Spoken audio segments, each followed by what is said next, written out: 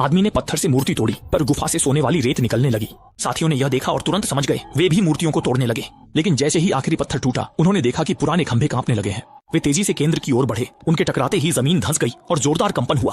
वे अचानक गहराई में गिर गए। होश आने पर उन्हें प्राचीन मिस्र का सोने का महल मिला। अभी वे संभले भी नहीं थे कि सीढ़ियां सिकुड़ने लगीं। सब जान बचाकर नीचे की ओर भागे, पर सीढ़ियां तेजी से गायब हो गईं और वे नीचे गिर गए। शुक्र है नीचे पानी ने उन्हें बचा लिया। पानी के साथ चलते हुए उन्हें एक गुफा मिली, जिसके अंदर का नजारा देख उनके होश उड़ गए। वहाँ बेशुमार सोना और खजाना बिखरा था, पर टीम का बुजुर्ग आदमी इन सबसे बेअसर था। वह एक पुराने दरवाजे की ओर बढ़ा और एक क्रिस्टल बॉल निकाली जो इस महल की चाबी थी।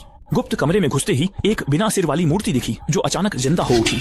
उसने सोचा नहीं था कि यह महल शुद्ध सोने का है, जिसकी हर ईंट अरबों डॉलर की है। वहाँ 13 क्रिस्टल खोपड़ियां थीं। तभी एक बिना सिर वाली खोपड़ी ने सबका ध्यान खींचा। कहते हैं खोपड़ी लौटाने पर हर इच्छा पूरी होती है। औरत ने डॉक्टर से वो खोपड़ी छीन ली। उसने उसे सावधानी से वापस रखा। तभी एक अदृश्य शक्ति ने उन सबको आपस में जकड़ लिया। फिर उस खोपड़ी ने सिर उठाया। उसकी आंखों में चमक आ गई और वह सबको घूरने लगी। फिर भी डॉक्टर ने हिम्मत दिखाई और प्राचीन माया भाषा में उस खोपड़ी से बात करने लगा। खोपड़ी ने धीमी आवाज में उन्हें धन्यवाद दिया और बदले में एक बड़ा इनाम देने का वादा किया। यह सुनकर औरत बहुत खुश हुई और उसने चुपके से अपनी एक रहस्यमयी इच्छा बता दी। पर उस इच्छा से खोपड़ी नाराज हो गई। पूरा मंदिर कांपने लगा और 13 खोपड़ियां उड़ने लगीं। वे हवा में घूमने लगीं और छत पर दूसरी दुनिया का रास्ता खुल गया। कियांगे को खतरा लगा। उसने डॉक्टर को धक्का दिया और सबको लेकर भागा, जबकि एक साथी लालच में खजाना भर रहा था। वह दूसरी दुनिया में खिंच गया और राख बन गया। औरत के दिमाग में ब्रह्मांड का सारा ज्ञान भरा जाने लगा।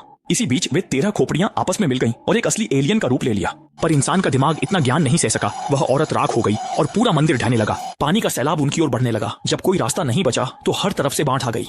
किस्मत से वे एक छेद के पास थे और पानी उन्हें बाहर ले आया, पर बाढ़ उतरते ही वे दंग रह गए। खंडहर तेजी से घूमने लगे। पिरामिड गिर गया और मलबे से एक विशाल एलियन जहाज बाहर निकला। एक तेज रोशनी के साथ जहाज गायब हो गया और भारी पत्थर गहरी खाई में गिरने लगे। पीछे सिर्फ बाढ़ का पानी बचा, जिसने एलियन तकनीक के सारे निशान मिटा दिए। तब कियांगे को समझ आया, सोने का शहर कभी था ही नहीं, वह बस एलियंस का एक ठिकाना था। पर उसे उन सोने की ईंटों का दुख था। एक ईंट भी मिल जाती तो जिंदगी सुधर जाती। पता नहीं उस औरत ने क्या मांगा कि एलियन इतना भड़क गया।